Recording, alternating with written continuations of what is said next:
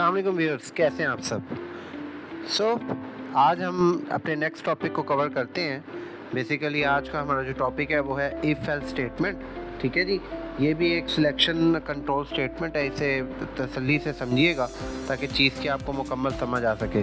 Video शुरू करने से पहले ज़रूर कहूँगा, चैनल को अभी तक अगर सब्सक्राइब नहीं किया तो सब्सक्राइब कर लें, बेल बटन पे क्लिक कर लें ताकि नए आने वाली वीडियोस का आपको बर वक्त पता चल सके।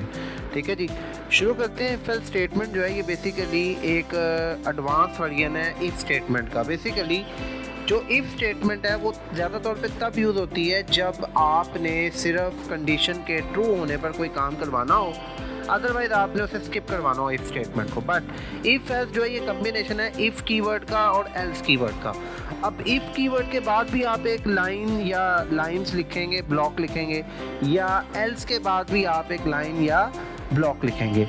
अब ये एग्जीक्यूट होगा as per the definition. Definition ये कहती है कि जब हमने दो काम करने हैं, एक काम जब वो कंडीशन जो हम इफ़ के अंदर देंगे वो ट्रू हो तो हो, और एक काम वो होगा जो तब हम करवाना चाहते हैं जो कि तब हो जब कंडीशन फॉल्स हो। तो जो काम ठीक होने पर हमने काम करवाना है वो हम इफ़ के कंडीशन लिखने के बाद लिखेंगे, मतलब वो इफ़ का ब्लॉक होगा, और जो हमने गलत होने पर करवाना है वो हम एल्स के बाद लिखेंगे, मतलब वो एल्स का ब्लॉक होगा।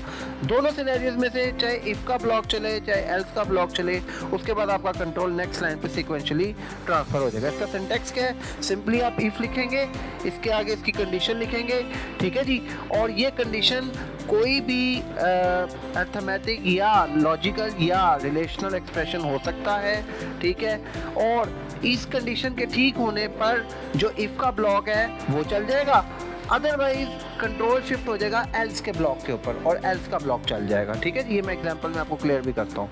तो अगर मैं आपको सिंपल वे में समझाऊं तो इफ़ जो है वो आपका कीवर्ड है जो कि एक कंडीशन को चेक कराने के लिए यूज़ होगा। अगर वो कंडीशन ठीक हो जाएगी तो आपका इफ़ का ब्लॉक चल जाएगा। एल्स जो है वो आपका एक कीवर्ड है, ये ज़्यादा तौर पे तब ऑपरेट करेगा जब कंडीशन फॉल्स होगी, कंट्रोल इसको दे दिया जाएगा और उसके बाद ये अपने अंदर का ब्लॉक सारा सिक्वेंशली चला देगा। ठीक है जी, कंडीशन कोई भी वैलिड रिलेशनल लॉजिकल या अर्थमेटिक एक्सप्रेशन हो सकता है। फिर वही बात कि कोई भी नॉन ज़ीरो वैल्यू अगर इसमें होगी, ठीक है, कंडीशन में, तो वो ट्रू कंसीडर की जाएगी और ज़ीरो को हम फॉल्स कंसीडर करेंगे। जो भी लाइन या लाइंस हम लिखेंगे सीक्वेंशली, वो इफ़ में हो या एल्स में हो, सीक्वेंशली चलेंगी। इफ़ वाली लाइंस तब चलेंगी जब कंडीशन ट्रू होगी और एल्स वाली तब चलेंगी जब कंडीशन फॉल्स होगी। जो भी एक ब्लॉक चलता है उसके बाद कंट्रोल इफ़ एल्स से बाहर निकल आएगा और उससे अगली लाइन को चला देगा। ये मैं आपको एक छोटी सी एग्जांपल दिखा रहा हूँ जिसमें मैंने एक प्रोग्राम बनाया है जो कि गिवन नंबर अगर इवन है तो मुझे दिखा रहा है कि ये इवन है, और अगर वो इवन नहीं होता तो इसका मतलब है कि वो ऑड है, तो वो दिखा रहा है कि वो ऑड है। अब मैंने किया कि व्यूअर्स के मैंने एक वेरिएबल लिया, उसमें यूज़र से एक नंबर गेट करवाया।